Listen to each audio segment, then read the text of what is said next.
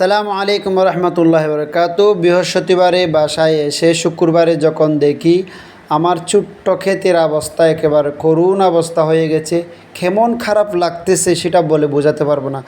যখন নিজের শখের জিনিসগুলো যে নষ্ট হয়ে যায়, এর চেয়ে খারাপ পৃথিবীতে আর কিছুই হয় না। কারণ আমি তেমন কিছু চাই না, পৃথিবীতে ধনী হওয়ার কোনো আশা নেই। আমি চাই এরকম ছোট্ট ছোট্ট ক্ষেত খামার নিয়েই আমি জীবনটা শেষ করে দেওয়ার আমার ইচ্ছা ছিল। কিন্তু আমি যেহেতু একজন স্কুল শিক্ষক, আমি প্রতি শনিবার রবিবারে আমাকে স্কুলে চলে যেতে হয় শহরে, কক্সবাজার শহরে। তো আমি গোটা এক সপ্তাহ পরে বৃহস্পতিবারে রাত্রে ঘরে আসি, শুক্রবার শনিবার দুদিন আবার আমার এই ছোট্ট ছোট্ট কাজগুলো করার চেষ্টা করি। কিন্তু এই যে মাঝখানে আমি 4-5 দিন গ্রামের বাসায় থাকি না, এতে করে আমার কষ্টের গড়া যে ছোট্ট ছোট্ট ক্ষেতগুলো, স্বপ্নগুলো ওরা না দেখে, ওরা যত্ন না নিয়ে নষ্ট করে ফেলে।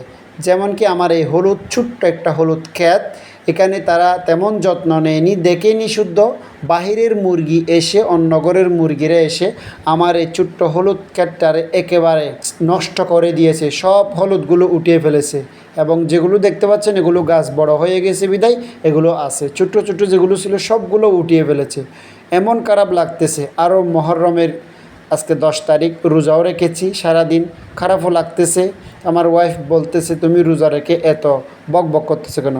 বক বক করবো না, নিজে কষ্ট করে এত সুন্দর করে কিছু ফসল ফলাচ্ছি, এগুলোও যদি নষ্ট হয়ে যায়, আর আমি তো আর এগুলো ভাই বিক্রির জন্য না, এগুলো তো কোনো আমার লাভ হচ্ছে না। এগুলোতে যে টাকাগুলো খরচ হচ্ছে এগুলো দিয়ে আমি এর চেয়ে ডাবল হলুদ ক্রয় করতে পারবো, কিন্তু জাস্ট আমি নিজে উৎপাদন করতেছি, এটাই হচ্ছে আমার সবচেয়ে বড় শখ। তো দেখতে পাচ্ছেন এই যে হলুদগুলো সব উঠিয়ে ফেলেছে বাহিরের ঘরের মুরগি এসে। তো আমি সবগুলো আবার মাটির মধ্যে ঢুকিয়ে দিয়েছি। ঢুকিয়ে দেওয়ার পরে আবার নিচে চারিপাশ দিয়ে হলুদ গাছের মধ্যে মাটি উঠিয়ে দিচ্ছি। মাটি উঠিয়ে দেওয়ার পরে এই মাটিগুলো সমান করে দেব।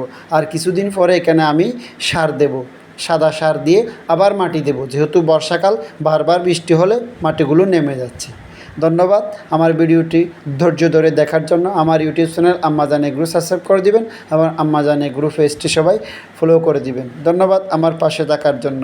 এই ভিডিওগুলো আপনাদের সাথে শেয়ার করার একটাই কারণ হচ্ছে, আমি যে চাকরির পাশাপাশি, ব্যবসার পাশাপাশি, জবের পাশাপাশি এই ছোট্ট ক্ষেত খামারগুলো করে যে নিজের আনন্দ শখ মিটাচ্ছি, আপনারাও চাইলে এভাবে করতে পারেন। ধন্যবাদ সবাইকে। আসসালামু আলাইকুম।